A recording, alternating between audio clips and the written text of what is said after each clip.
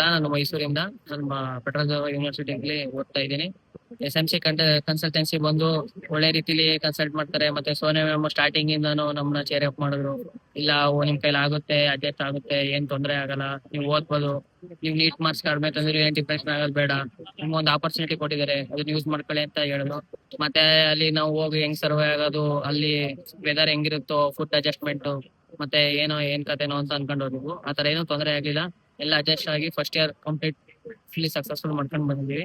ಮತ್ತೆ ಏನಂತಂದ್ರೆ ವಿಘ್ನೇಶ್ ಅವರು ಅವಾಗ ಕಾಲ್ ಮಾಡಿ ಏನ್ ಮಗ ಏನಾದ್ರು ತೊಂದ್ರೆ ಇದೆಯಾ, ಏನಾದ್ರು ಓದಕ್ಕೆ ಏನಾದ್ರು ತೊಂದ್ರೆ ಇದ್ರೆ ಹೇಳು, ಅಥವಾ ಏನಾದ್ರ ಬೇಕಾದ್ರೆ ಹೇಳು, ಏನೇ ಆದ್ರೂ ಒಂದ್ ಕಾಲ್ ಮಾಡು ಅಂತ ಹೇಳ್ತಾ ಇದ್ರು. ಮತ್ತೆ ಸೋನಿಯಾ ಮ್ಯಾಮ್ ಅಷ್ಟೇ ಅವಾಗ ಕಾಲ್ ಮಾಡಿ ವಿಚಾರಿಸ್ಕೊತಾ ಇದ್ರು. ಮತ್ತೆ one of the best consultancy ಅಂತ ಹೇಳಕ್ ಇಷ್ಟಪಡ್ತೀನಿ. ಮತ್ತೆ ಯೂನಿವರ್ಸಿಟಿ ಈಗ ಮುಗಿಸ್ಕೊಂಡ್ ಬಂದಿದ್ದೀರಲ್ಲ, ಫಸ್ಟ್ ಇಯರ್ ನಿಮ್ಗೆ ಹೆಂಗ್ ಫೀಲ್ ಆಗ್ತಿದೆ? ಫಸ್ಟ್ ಇಯರ್ ಮ್ಯಾಮ್ ಏನಂದ್ರೆ ಫಸ್ಟ್ ಸೆಮ್ ಅಷ್ಟೇನಿರಲ್ಲ. ಫಸ್ಟ್ ಸೆಮ್ ಫ್ರೀ ಆಗಿರುತ್ತೆ. ಸೆಕೆಂಡ್ ಸೆಮ್ ಇಂದ ಹಿಸ್ಟಾಲಜಿ ಮತ್ತೆ ಅನಾಟಮಿ ಕ್ಲಾಸ್ ಆಡ್ ಅಪ್ ಆಯ್ತಿರಂದ್ರೆ ಸ್ವಲ್ಪ ಎಕ್ಟಿಕ್ ಆಗ್ತಾ ಹೋಗುತ್ತೆ. ಸೊ ನಾವೇನಂದ್ರೆ ಓದೋದ್ರ ಕಡೆ ಫೋಕಸ್ ಮಾಡ್ಕೊಂಡು ಹೋಗ್ಬೇಕು.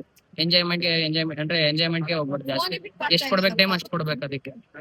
ಅದಕ್ಕೆ ಏನು ಸೆಕೆಂಡ್ ಸೆಮ್ ಇಂದ ಸ್ವಲ್ಪ ಏನಂದ್ರೆ ಜಾಸ್ತಿ ಏನ್ ತಲೆ ಕೆಡ್ಸ್ಕೊಳ್ಳೋದೇನ್ ಬೇಕಾಗಿಲ್ಲ. ಸ್ವಲ್ಪ ಅಂದ್ರೆ ಎಂಜಾಯ್ಮೆಂಟ್ ಅಂದ್ರೆ ಅದ್ರ ಕಡೆನೆ ಹೋಗ್ಬಿಟ್ರೆ ಸ್ವಲ್ಪ ಡೈವರ್ಟ್ ಆಗ್ಬಿಡ್ಬೋದು. ಅದರಿಂದ ಎಲ್ಲಾ ತರನೂ ಇರ್ಬೇಕು, ಅದ್ರ ಜೊತೆ ಓದು ಇರ್ಬೇಕು. ಮತ್ತೆ ನಿಮ್ಗೆ ಟ್ಯಾಬ್ ಪ್ರೊವೈಡ್ ಮಾಡಿದ್ರಲ್ಲ, ಅದ್ರ ಜೊತೆ ಬುಕ್ಸ್ ಪ್ರೊವೈಡ್ ಮಾಡಿ. ನಾವೆಲ್ಲಾ ಕಡೆ ಎಲ್ಲಾ ಕನ್ಸಲ್ಟೆನ್ಸಿನೂ ಅಂದ್ರೆ ನಾವು ಬೇರೆ ಬೇರೆ ಸ್ಟೂಡೆಂಟ್ಸ್ ಎಲ್ಲ ವಿಚಾರಿಸಿದ್ವು.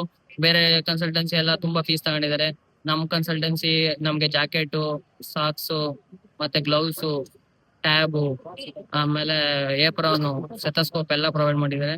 ಅದರಿಂದ ನಮ್ಗೆ ಬಹಳ ಖುಷಿ ಆಯ್ತು. ಮತ್ತೆ ವಿಘ್ನೇಶ್ ಸರ್ ಬಂದು ನಮ್ ಜೊತೆ ಒಂದ್ ವಾರ ಟೈಮ್ ಸ್ಪೆಂಡ್ ಮಾಡಿದ್ರು. ಮತ್ತೆ ಮೂವಿ ತೋರ್ಸಿದ್ರು, ಹೊರಗಡೆ ಎಲ್ಲ ಕರ್ಕೊಂಡು ತೋರ್ಸಿದ್ರು.